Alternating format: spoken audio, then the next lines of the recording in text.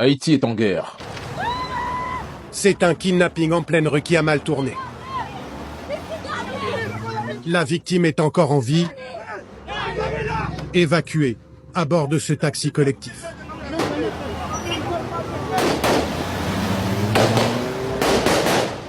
La police intervient.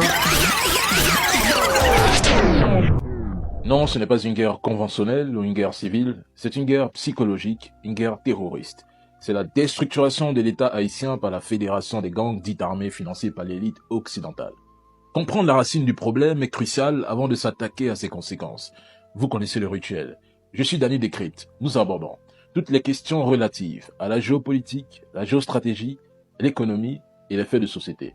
Bienvenue sur AR, Afrique Résurrection, le média de l'ONG Urgence panafricaniste. On en parle juste après le générique.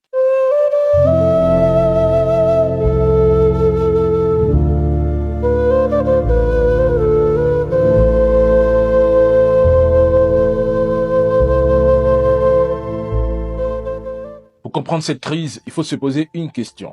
D'où proviennent ces armes et munitions et par où transitent-elles? Ils se surnomment les 103 zombies.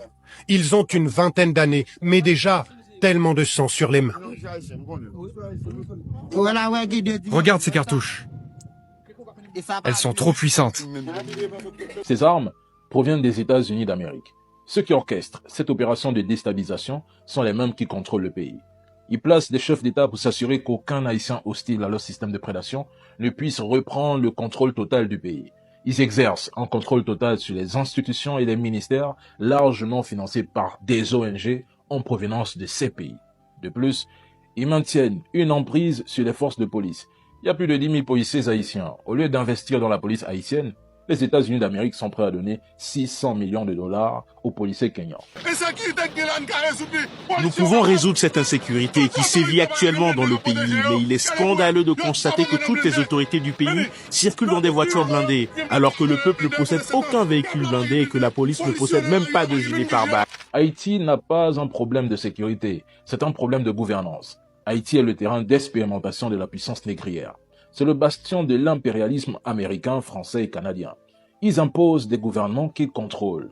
Ils arment les gangs, ils créent de la violence pour rendre le pays instable et ingouvernable dans le but de s'emparer des ressources stratégiques. C'est un deal de pillage et de vol. Les gangsters contrôlent plus de 80% de la zone métropolitaine de la capitale.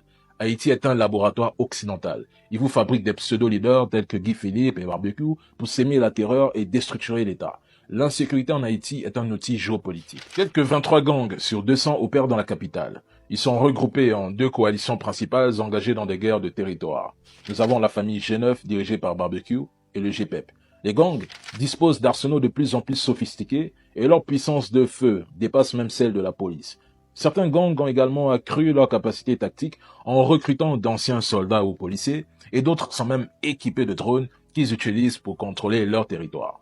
Entre le 8 et le 20 mars, plus de 33 000 personnes ont fui de la capitale, principalement pour rejoindre les départements du Grand Sud, qui accueillent déjà 116 000 déplacés.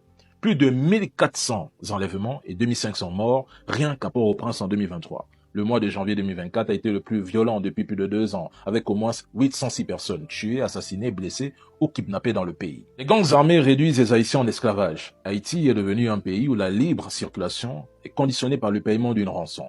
Les gangs sont en train de chasser les gens de leur maison, de détruire les commerces et même de les estorquer. L'économie s'effondre et tous les aspects de la vie sont impactés, même les rassemblements religieux. Il ne s'agit pas ici de conflits armés entre les gangs en Haïti, non. L'État et les gangs ont le même patron.